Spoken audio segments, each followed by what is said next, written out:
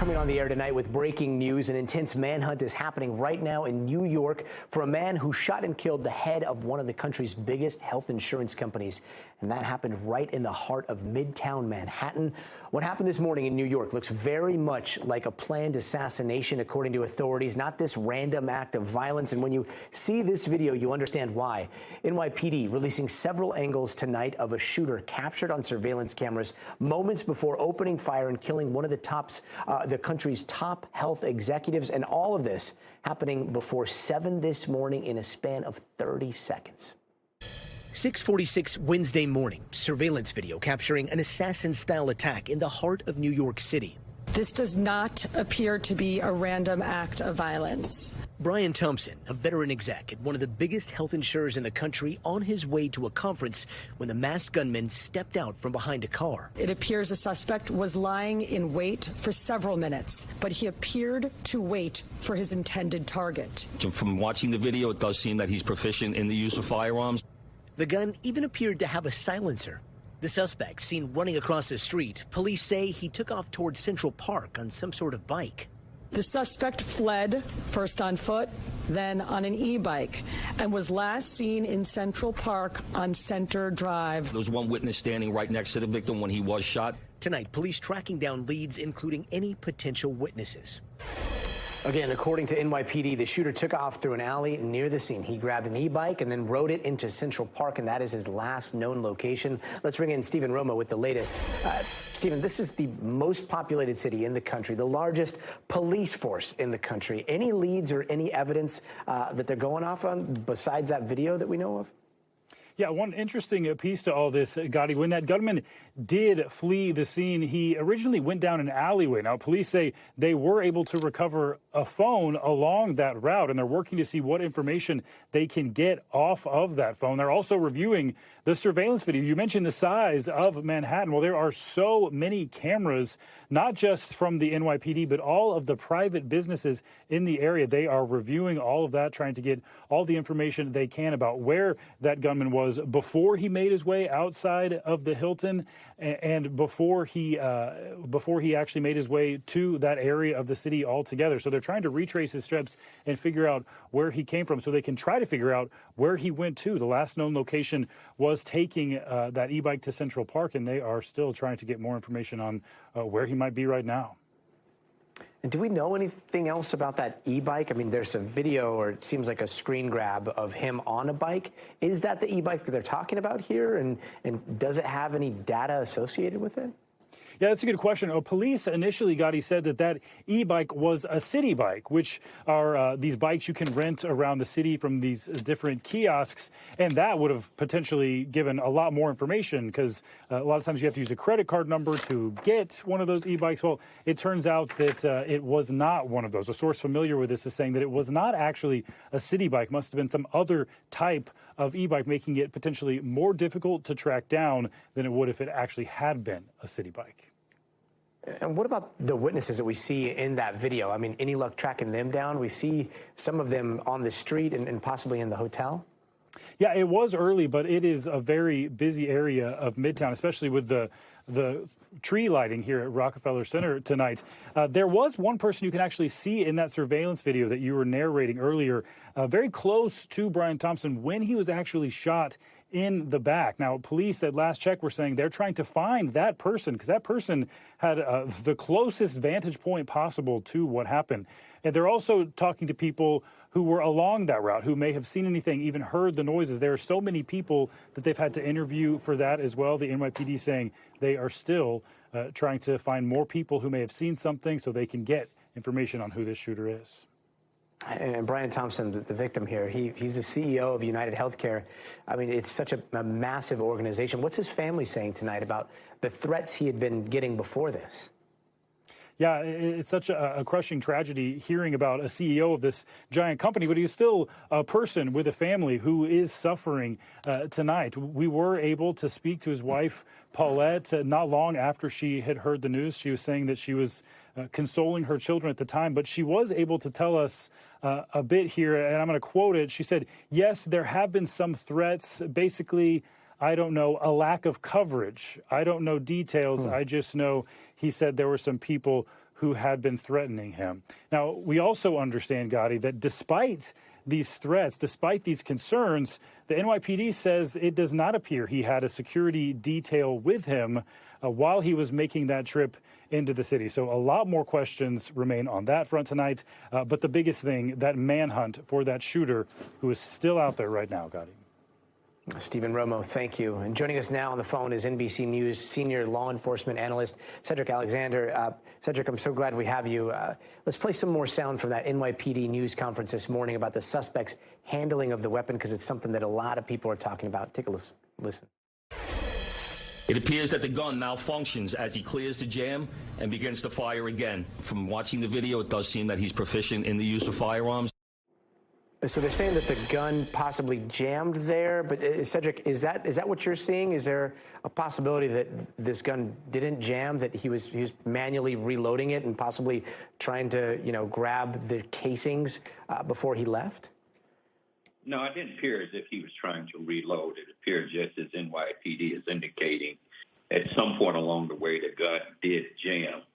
Now, that brings the question, of course, his expertise or familiarities with firearms, such as what he had during this violent and deadly act. But it don't appear as if he was counting rounds. It appears more of the weapon may have jammed. He lost some shells. He readjusted and was able to fire further, which also makes me question here again the proficiency of his use in firearm. And that's going to be a very important part of this investigation. And if that's the case, if the gun jammed, I mean, is there a possibility that there are shell casings that dropped when he cleared that jam? It very well may be, unless there's video footage to show him bending down, picking up shell casings, trying to clean up the crime scene. And I haven't seen that part of the video, but it appears he fired and he took off. He fired several times and then he took off from the scene. If there's any shell casings, any physical evidence around the scene, I'm sure NYPD will find them there once they roped that scene off and cleared that area for investigation. And are you surprised that he didn't have a security detail with him? Well, that is rather surprising. A CEO who's head of the largest insurance company in the U.S. Walking on the street by himself. But oftentimes, people reserve the right, regardless of who they are, to have security with them, or sometimes just to be alone. I think, too, it would be interesting to know if historically in the past, does he commonly have security with him? And if he does, why were they not with him this particular morning? And that would be interesting to know more of, whether he's had security in the past or he's just been moving around by himself without security. But when you're that type of high-profile CEO and that type of stakeholder meeting is being made and it's made public, it becomes very evident you need some security with you. Yeah, such a brazen assassination. Cedric Alexander, thank you for joining us. And also breaking tonight, another school shooting at an elementary, this one in Northern California. And just a warning, some of the images we're about to show may be disturbing. 2 students have been taken to the hospital. That attack happened just after lunchtime, and when police got there, they found the suspected gunman dead from what appeared to be a self-inflicted gunshot wound. NBC News correspondent Liz Kreutz joins us now. Liz, this is a very, very small school in Northern California, right? What else do we know about this shooting? Yeah, so we actually, Gadi, are just getting some new information in within the past 10 minutes from law enforcement, and they have said that the 2 students that were shot are ages 5 and 6. Both of them were taken to local hospitals. One of them was airlifted to a hospital. We don't know their condition right now, although the sheriff did say the fact that they are in the hospital, I think the word was bodes well, is what the sheriff says right now. The fact that they're still being treated bodes well. What we are understanding about a potential reason this person was there, law enforcement is saying that the school officials have told them that this person, the suspected gunman, was apparently at the school meeting with the principal about potentially enrolling a student. At some point after that, the school heard screams. This happened around 1 o'clock. They heard screams. They went outside. they found 2 of the young children shot. Well, wow. Those are chilling details. Yeah. This is a faith-based school. I mean, given the information that you just provided, it doesn't seem like this was targeted towards that school in particular, right? Well, so what we initially were told when the first update from law enforcement was that they didn't believe that this person had any connection to the school. Law enforcement now saying that it sounds like the person may have been dropped off, potentially in a rideshare, because it isn't a pretty remote part of the state. It's in a small town, in a rural area, 10 miles outside of Oroville, about an hour north of Sacramento. But the exact relationship with the school is unclear. We're getting a little bit of a picture now, given that maybe they were trying to enroll a student. But we really don't know a lot right now. We just know that the 2 young children are being treated at the hospital, and the school's on lockdown. The other students were brought to the gym, and then they were brought to a local church where they were able to reunite with their family, and the FBI is currently assisting in the investigation. A 5-year-old and a 6-year-old. Our prayers are with them and their families tonight. Liz Kreutz, thank you. And tonight, the chances of President-elect Trump's pick to run the Pentagon seems to be getting a little slimmer. We're hearing as many as 6 Republican senators are not sold on Pete Hegseth taking the helm at the Department of Defense. That is 3 more than he can afford to lose unless we see recess appointments, of course. For weeks, Hegseth has been plagued with allegations of sexual assault and drinking problems, all of which he has denied. And this afternoon, he told Megyn Kelly he was getting the same treatment that Justice Kavanaugh got. Do you think you're being Kavanaugh'd right now? I had a member not 45 minutes ago look me in the eye in private, just he and I, and say, that's what they're trying to do to you. That's what they're trying to do to you. That's their playbook. Get ready for more. And they're going to make it up, just like they have so far. And Hegseth also said today that he spoke to President-elect Trump, who told him to keep going and keep fighting. Let's bring in NBC's Garrett Haake.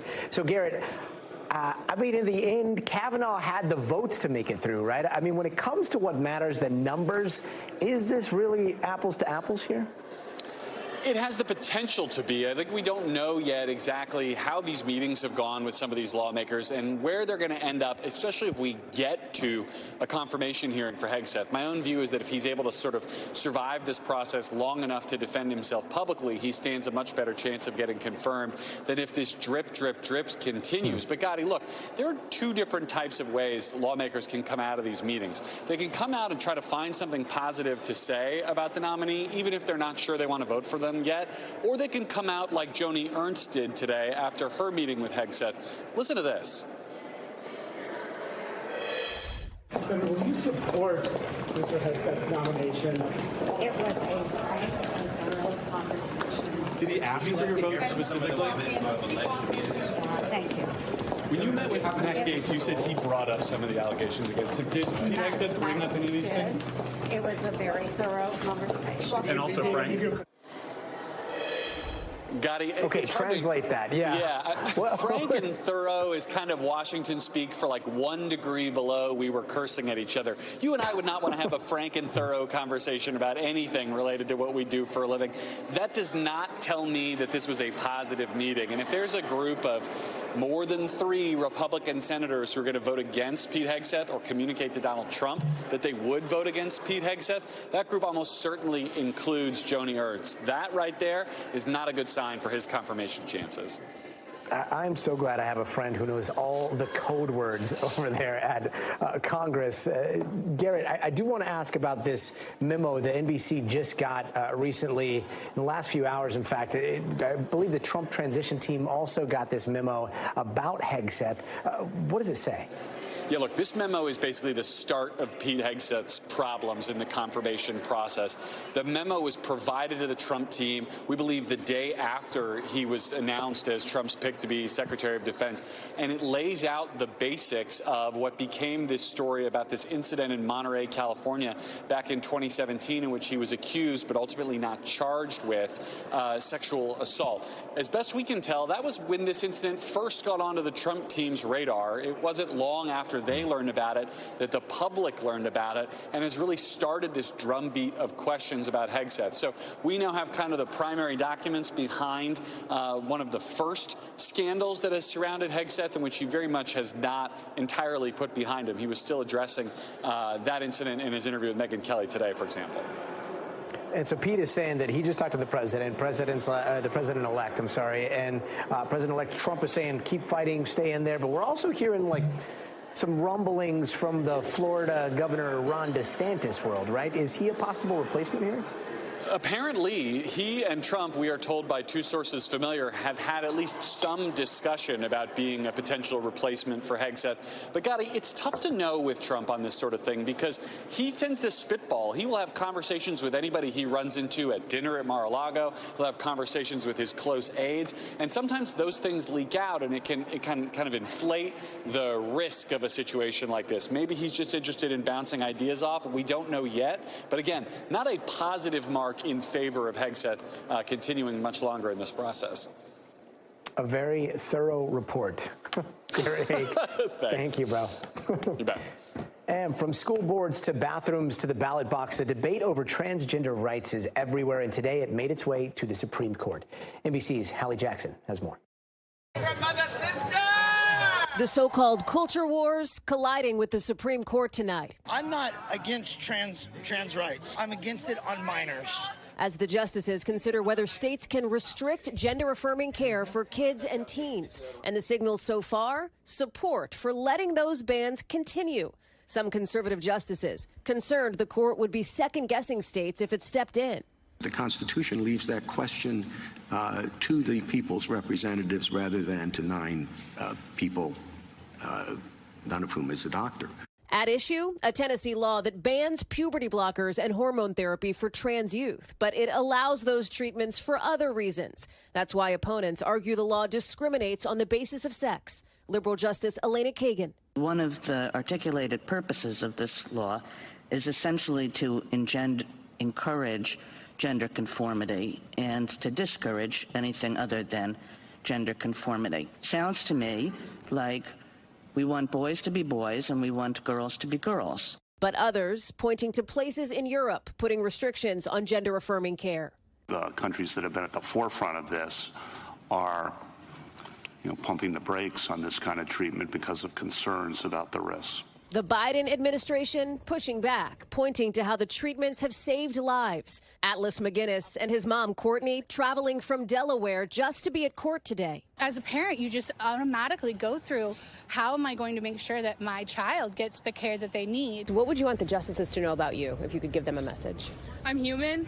I'm just the same as any other kid, other than the fact that I identify differently. Any impact would stretch far beyond Tennessee. More than 20 other states have similar laws in place, part of an intense debate nationally over trans rights. Any decision probably won't come until closer to the end of the court's term in June. Gadi?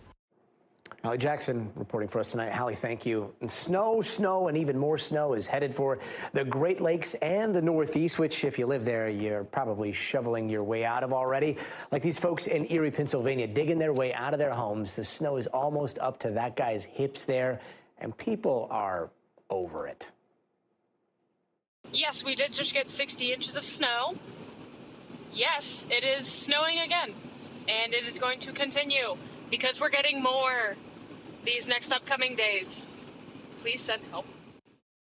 60 inches, and she's not exaggerating. Some places in Erie really did see 6 feet of snow in the last week alone, and they could get another foot by the end of this week. But it's not just how much snow that's got people worried, but the kind of storm. They're calling this a snow squall. Those are those quick bursts of intense snowfall that you come out of nowhere in a matter of minutes, and the roads get covered in a mix of slush and snow. The visibility for drivers completely drops, like you're seeing on the screen.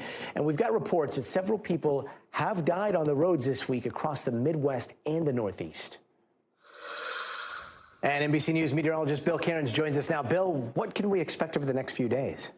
Yeah, this is a fast-moving storm, Gadi, so we're going to have a quick hit of snow. A little bit difficult in some spots tomorrow morning, and then the bitter cold will be the story out through about Friday. Then over the weekend, things begin to warm up for everyone. So our Clippers racing now through the Great Lakes. We've had a batch of moderate to heavy snow in Wisconsin. Now it's heading through areas of Michigan, and you can see this Arctic blast behind it the wind chills are in the negative numbers. Ahead of it, it's still not exactly warm, but it's not as cold as it is behind this system. So this, by the time we get to tomorrow night, is all the way gone. It's all the way off the East Coast. So it's a quick hitter, but we're still behind it with that cold air. We'll have streams of snow coming off the Great Lakes right throughout the day tomorrow into tomorrow night. And then by the time we get to Friday, still improvements, still isolated snow, but definitely improving. It's more or less just the bitter cold all the way through the south. So we have numerous spots, about 19 million people under winter storm warnings. It's mostly the favorite areas off the lakes, also in areas of central and northern New England. You're going to get that coating of snow. So tomorrow morning will be slippery in Massachusetts, Vermont,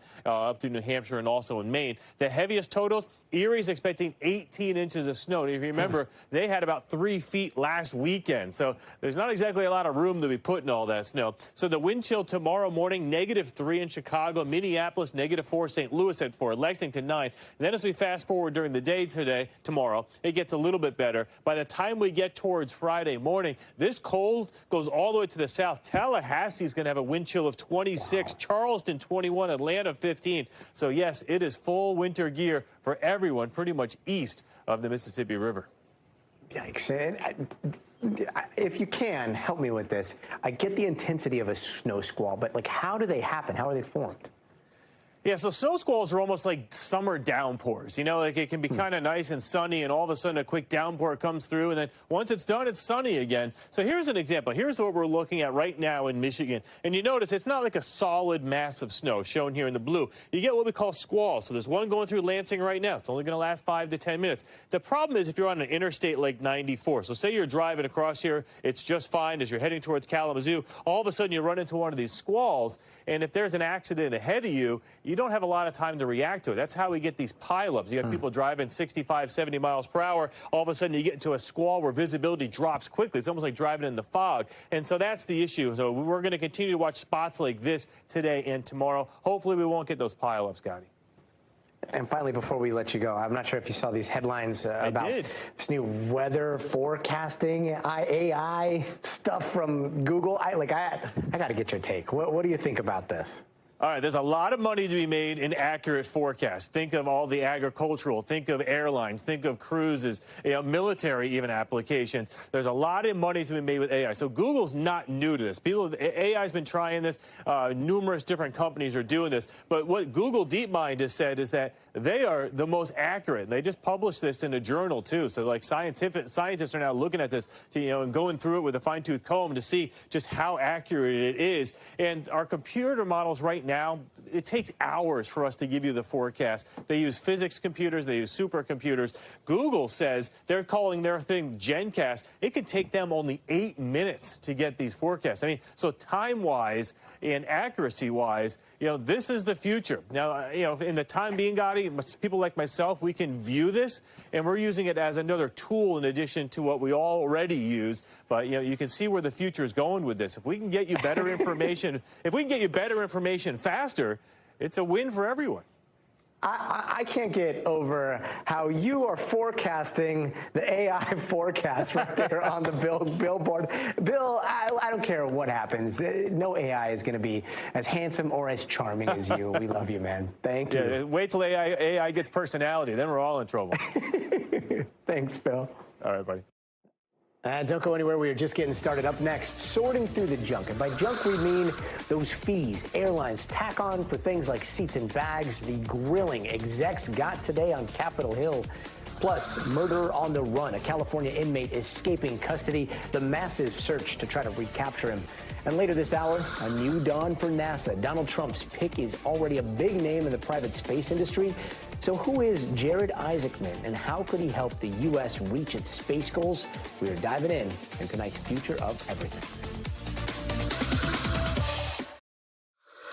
Hey, welcome back. Airline executives are on Capitol Hill defending those fees you get hit with airfare, and that story is coming up in just a bit. But first, here's some of the headlines we're watching tonight. Texas is offering land for mass deportation facilities. The state's land commissioner bought some land right along the Rio Grande, even offering it up to the incoming Trump administration. Now, a person familiar with the planning says the transition team is looking into the possibility of building detention facilities at that site.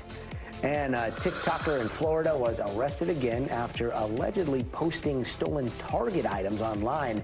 This is the second time she's allegedly stolen from the retailer, and she was taken into custody on Saturday, and she's facing a misdemeanor.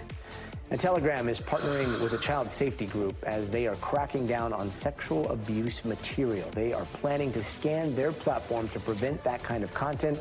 And that platform has had a reputation for years of being used to trade child sexual abuse material.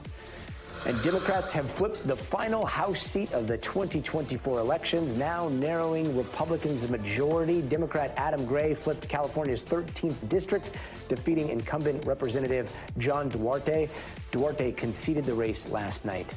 And the United States is planning to send Ukraine over $700 million more in funds. And they say it's going to be for a weapons package, including ammo, mines, and missiles. The Biden administration is looking to bolster the country right before he leaves office. And it comes as Russia made some recent advancements in the eastern part of Ukraine.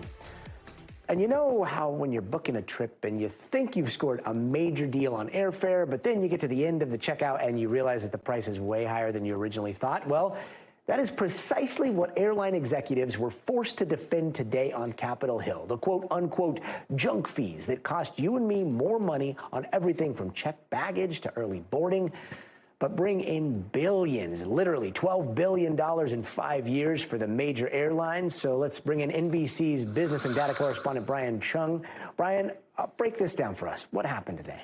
Yeah, well, Gadi, there were 5 airline executives that testified to a Senate subcommittee, basically fielding questions about how they charge fees on seat selection and baggage, things that we're all familiar with for anyone that's flown basically any airline here in the United States. You have to pay a few bucks just to pick your seat, even if it ends up being a middle seat. You have to pay a little extra if your bag isn't small enough to be classified as a carry-on, if you have to check it. So basically, these airlines were put to task over how they put these fees together, why the fees are different for some people, for different types of flights, for different itineraries than others. And what caught a lot of attention was some detail from a Senate report before this hearing saying that in some cases, the airlines actually pay their gate agents $5 to $10 per bag to stop people at the gate who might have something that isn't compliant with their baggage policy. Take a listen to this exchange from Missouri Senator Josh Hawley. Do you charge a bounty? Do you pay employees bounties on carry-on bags to identify them? Well, it's simple. That's a yes or no. I wouldn't characterize it as a bounty. Do you charge them? Do you pay your employees a fee? Do you incentivize them to go pick out bags from people getting on planes and kick them off the flight? Just yes or no. We charge them an incentive. Okay, that's a yes. So there is a Frontier Airlines executive acknowledging that that is a policy that they have in place. And for what it's worth, Spirit Airlines had a similar policy in place, but they testified and said they removed that policy in late September. But that was news to me, this policy that these airlines had of actually incentivizing these gate agents to stop you at the gate for bags that aren't compliant. It's a real interesting thing that I think underscores the frustration that a lot of consumers have with the airline experience these days, Gadi. Yeah, people that are watching this right now are trying to wrap their mind around what they just saw. I mean, that almost sounds like if you heard it from somebody else, you'd be like, no, that's a conspiracy. They don't do that. And to hear it on Capitol Hill, that is wild. What do you think it's going to change, or what do you think it's going to take to change some of these fees? And do you think we're going to see it, especially with the new administration coming in?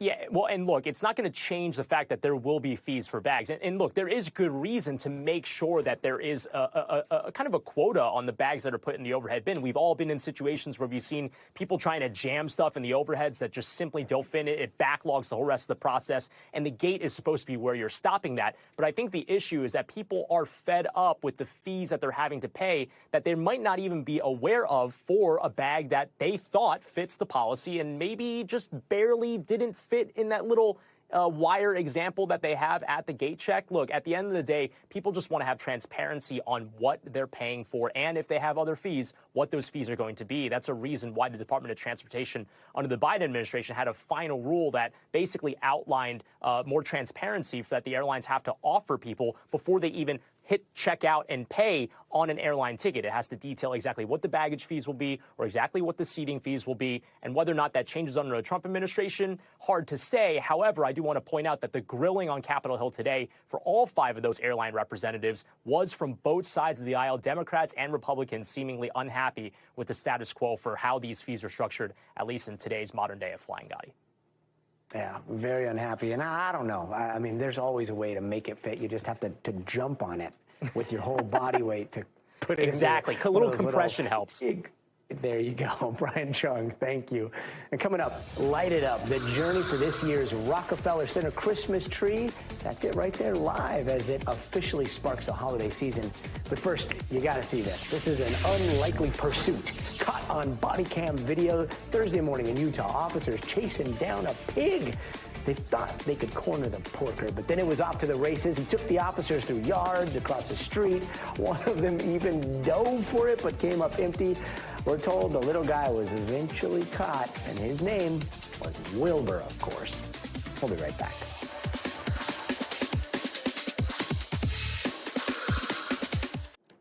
Hey, welcome back. The latest on the manhunt for an escaped murderer is straight ahead. But first, here's some of the stories happening out west that we're following right now. The family of Hana Kobayashi wants answers from police. She is the Hawaiian woman who went missing in Los Angeles last month. They also want to see the video police say shows Kobayashi crossing the border into Mexico under her own free will. Her sister told NBC News that they feel they have been left in the dark, and the family says they are not giving up the search, even though police have now officially classified her as a, quote, voluntary missing person. And raw milk coming from a California farm is being pulled from the shelves because the cows at that farm have been infected with bird flu, at least some of them. The place is called Raw Farm, and it's in Fresno, and this is a voluntary recall by the farm itself, but it comes after state officials placed the farm under a quarantine last month when the bird flu was first detected in raw milk samples. And a San Francisco jury now holds the fate of the man accused of killing Cash App founder Bob Lee. They're trying to decide if it was premeditated murder or an act of self-defense, and that trial lasted 7 weeks total. Bob Lee was stabbed to death in April of last year. Meanwhile, a convicted killer is on the loose here in California, and police are looking for this guy, 34-year-old Cesar Hernandez, who they say escaped a prison van while being taken to a court date earlier this week. NBC News correspondent Morgan Chesky joins us now. Morgan, this guy has been on the loose since Monday. Where do things stand with the manhunt right now? Yeah, Gadi, as of right now, he is still at large. As for how this all played out, it's almost hard to believe because they were taking Hernandez from the detention facility to a court for a hearing. And according to the California Correctional Facility, they say Hernandez simply ran off whenever the door to the van was open. He was able to escape staff there that were supposed to escort him into the courthouse, and he has not been seen since. They were very clear to point out where this is happening. You could see Bakersfield, and then, of course, that is the court where he was being taken. That is the last place that we have any reports where he was seen, Gadi. Authorities only saying that he is considered dangerous, but they don't believe that he is armed. However, this is incredibly concerning because he was imprisoned starting in 2019 on a murder charge, and that is why there is such a high level of concern here. The murder charge, do we have any of the details on what happened? We know that he was convicted for a charge of second-degree murder back in 2019, at which point he began his sentence, which was 25 years in this prison. And so he was already several years in. We don't know the exact details of what this hearing was supposed to be about Monday morning. Only this description of him, as you can see on the screen right now. Last seen, he's not a big guy, 5'5", 161 pounds, brown eyes, black hair. And he was, of course, wearing the jumpsuit that inmates wear, an orange top, orange pants, running away from that scene. Police, of course, turning to the public, asking for any help. We know that 2 police departments are working in conjunction with the California Correctional Department in trying to track down any leads. But as of right now, Gadi, we do not know where he is. Yeah, sentenced to 25 years to life, and he just runs away. That's wild. Morgan Chesky, thank you. And still ahead, the growing fallout in South Korea after those sudden hours of martial law there. Calls now for the president to be arrested. Our Janice Mackey-Freyer is in Seoul, coming up next. Hey, welcome back. Let's take a quick look around the world. France's current government collapsing today after a no confidence vote. That means a newly elected prime minister needs to resign. This is something that hasn't happened since 1962. President Emmanuel Macron is not impacted, and France now risks ending the year without a stable government, sending the country deeper into political uncertainty. And Syrian rebels are closing in on the central city of Hama. They are fighting against government forces and allied militia. Last week, they seized Aleppo, Syria's largest city, and it is their biggest advance in years. And in Cuba, millions are without power again after yet another energy grid collapse. Power slowly started coming back on this morning, and officials say it could be fully restored by tomorrow. But back in October, the entire island was left in the dark after a power plant failure, and the Cuban government has blamed U.S. sanctions for that ongoing crisis. And history has been made in Namibia. The country has elected their first female president. She won over half of the vote there, defying predictions that there might be a runoff. In her victory speech, she said all Namibians voted for peace, stability, and youth empowerment. And as the sun rises Thursday in South Korea, the political fate of the country's embattled president hangs in the balance. The country's lawmakers have filed a motion to impeach him after yesterday's declaration of martial law. Now take a look at some of the scenes of protests from Wednesday night. Thousands of people marching through the streets of Seoul, demanding that President Yoon step down. The impeachment vote could come as early as Friday, and NBC's Janice Mackey-Frayer is on the ground in Seoul. Tonight, pressure growing on the leader of one of America's key allies. Mass protests in South Korea, including outside the National Assembly, demanding the impeachment of President Yoon Suk-yeol. People are gathered on the steps of the National Assembly, where just 24 hours ago, this extraordinary chain of events was set off. Yoon facing backlash over his brief failed bid to impose martial law to stop what he called pro-North Korean forces inside the government. His move rejected by lawmakers. But not before it sparked chaos, including confrontations with police. At one point, hundreds of troops moving into the assembly through smashed windows. The U.S. saying it had no warning of the president's move. Secretary of State Blinken tonight. We're obviously watching the developments very closely. This is one of our closest partners and allies around the world. A vote among lawmakers could happen as early as Friday. While President Yoon's party doesn't have a majority in the legislature, neither does the opposition. So people from his own party would need to vote against him. If that happens and he's suspended, it moves to constitutional court, where ultimately it's judges who determine whether to impeach him. Gadi? Janice Mackey-Frayer, thank you. And right now, President Biden is on board Air Force One, wrapping up his tour in sub-Saharan Africa and what is likely his final overseas trip as president. But here's the moment a lot of people are talking about right now. At a roundtable event with African leaders, the president at one point appears to close his eyes for almost a full minute until an aide finally comes over a little bit later. And Biden was in Angola unveiling a pretty ambitious railroad project that's supposed to connect a bunch of rural areas in the region. The importance there, getting better access to some critical materials like cobalt and copper, and those are used in batteries for EVs and a ton of electronic devices, all of it coming with a pretty hefty price tag. Let's get right to NBC's Aaron Gilchrist, who's on the ground for us in Angola. Aaron, this trip was a long time coming for the president. Can you walk us through why Biden chose to visit Angola right as his time in office was coming to an end?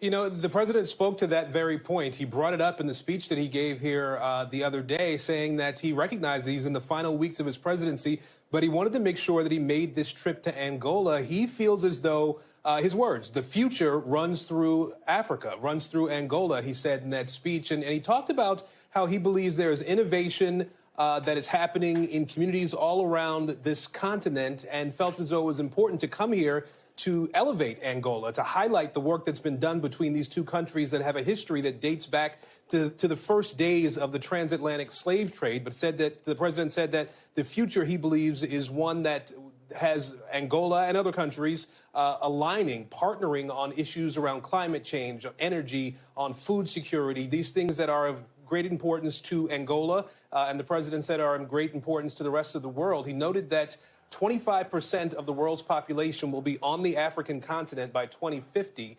And he said that he believes that any nation that wants to thrive in the next century needs to be thinking about partnerships with African businesses and African communities. Gadi. Anybody that's involved in the supply chain for advanced electronics is paying very close attention to what just happened there.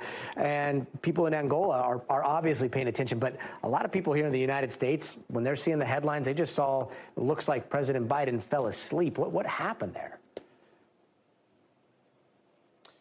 Well, so the roundtable gathering that you saw earlier today was President Biden, along with leaders from Angola, Tanzania, the Democratic Republic of Congo, and Zambia, all countries that would be involved in what's called the Lobito Corridor. That is a rail system that's being rebuilt and refurbished that connects the mines for copper and cobalt and other minerals that are in the Democratic Republic of Congo and Zambia to the port of Lobito here on the west coast of Angola. The goal is to have a railway system that runs from the Indian Ocean to the Atlantic Ocean, touches into Zambia as well, which would be the second phase of this rail project that's currently underway.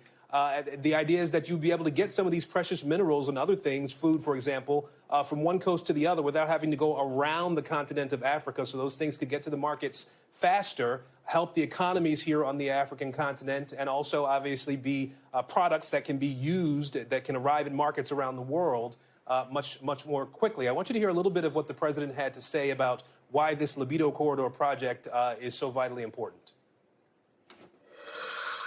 Think about it. Critical minerals our world needs for electric vehicles and semiconductors can be found here.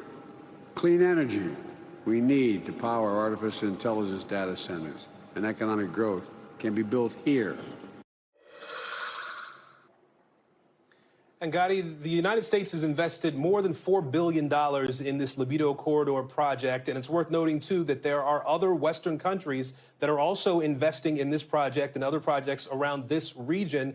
And some of it is, quite frankly, to compete with China. The Chinese have had a footprint across the African continent for many years now, billions of dollars invested. But the president believes that the United States methodology is one that will be better for the people on this continent as well as countries around the world, Gadi.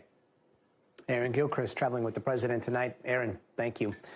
And before we go, it is time for the future of everything. And the next person picked to lead NASA comes with a lot of experience above the Earth. So is Jared Isaacman out of the box, or is he a perfect person for the gig? That's coming up in the future of space. And Christmas tree. The annual 30 Rock Center lighting ceremony is set for tonight. It is a lasting connection to the family that watched it grow for decades. All of that is coming up next.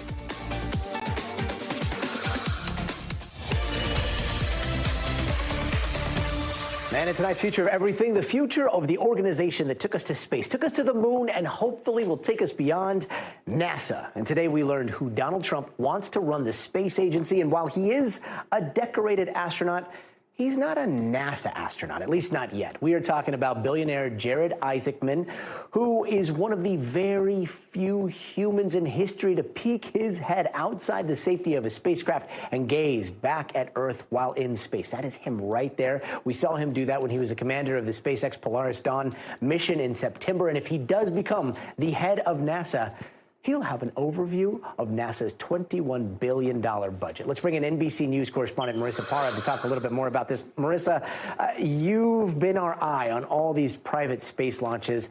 Isaacman has been front and center. He's a tech billionaire, but he's also got an aerospace company working with defense. So how does he fit here?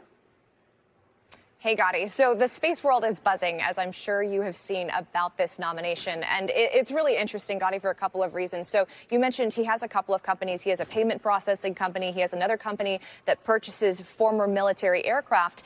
And in some ways, he may not be what is seen as a traditional pick, one that, maybe historically we would look to assume would be the nominee. But he's close with Elon Musk, given Musk's influence and proximity to President-elect Trump. And given Isaacman's history, it's really not altogether surprising. You're seeing a lot of images of the work that he's done with SpaceX and Polaris, the Polaris Dawn mission. You actually just saw that incredible, stunning image of Isaacman leading that right there, that mission, which there were a lot of firsts. That was the first time we had an all-commercial civilian spacewalk, Gadi. And so for a lot of reasons, although this may not be traditional, in some ways it kind of makes sense given that this administration is looking to those who are not seen as traditional to shake things up. So I think the bigger question is, what are all of those roles? He has so much on his plate. What is he going to have to take a step back from in order to accommodate this new role, which is going to be extremely time consuming? Because remember, he is tapped to lead the other future Polaris missions. So I'm curious. I was talking to my producer, Juliet, about this. It's interesting to see if the timing will end up working out for him, because the Polaris missions take several years. Maybe he can do both, because maybe the next Polaris mission will take so long that it will be after 4 years from now. And so maybe he can fit it all. But Gadi, a lot of questions on what everything is going to look like over the next several years if he does get confirmed. Or maybe you will take his place.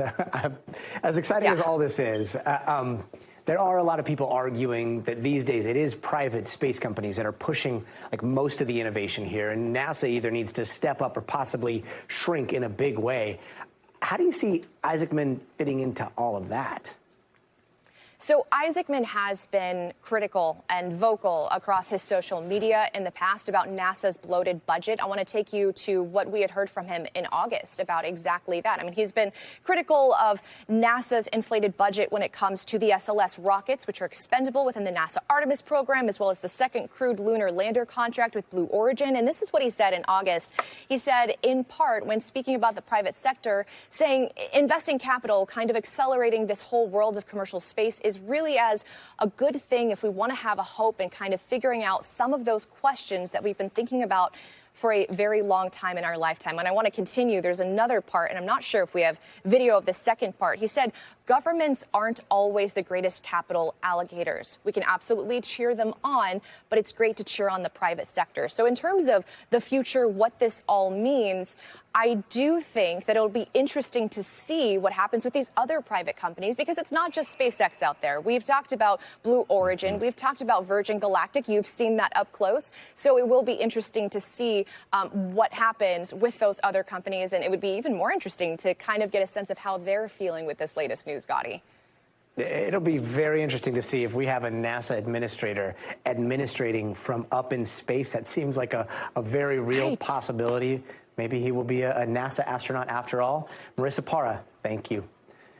And tonight we are counting down the hours to the lighting of the famous Rockefeller Center Christmas tree. And it turns out that this tree has a story with roots that go back decades.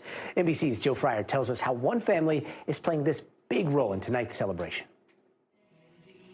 The Rockefeller Center Christmas tree has embarked on quite the journey this year, much like the family donating it. Well, I consider it probably one of the greatest honors of my life. Earl Albert and his wife Leslie planted the tree in their Massachusetts yard in 1967. We first used to decorate it when it was small, and then it got so big that I couldn't decorate it. When this Norway spruce caught the attention of Rock Center's head gardener in 2020, well, it felt like an angel swooped in. You see, Leslie had just passed away. This is definitely her handiwork. Yeah. What do you think she's thinking? I'm thinking she's thrilled. Every Christmas was family. Everything we did was family. When we visited in October, the 74-foot tree was still firmly rooted in the ground, but not for long. It was cut down early last month, a community celebration that was cut short. That night, Earl suffered a stroke and was airlifted to the hospital. He's got some medical hurdles to get over. But he is recovering, bolstered by thousands of get-well wishes. Everybody's praying for my dad and the family. It's just been, it's been a magical experience, honestly. Every card says they're going to be thinking of him. Right. I mean, you just feel it. And while Earl will have to watch the tree lighting on TV instead of in person, what he told me in October still holds true. What do you think you'll be thinking of in that moment? Leslie, how much she enjoyed trees, and how much she enjoyed Christmas. This year, this Rock Center icon is truly a family tree. Joe Fryer, NBC News. A family tree for all of us now. And before we go tonight, it is that time again when, I don't know, all your feeds are suddenly filled with everyone's music listening habits for the year. Spotify Wrapped dropped today, with the streaming giant also announcing the top artists of the year. No surprise, it was Taylor at the top spot, with Drake, Zach Bryan rounded up the top 3, but the most popular song, you've heard it before. It's Sabrina Carpenter's Espresso, followed by Kendrick's diss track, Not Like Us. And just like how everyone else didn't ask to see your Spotify Wrapped, but you put it on your feeds anyway, well, here is mine. Yep, you're seeing that correctly. Number 1 is from Trolls. What can I say? Helps me and my little ones fall asleep. That does it for us tonight. I'm Gadi Schwartz. We'll see you here tomorrow. But until then, stay tuned now.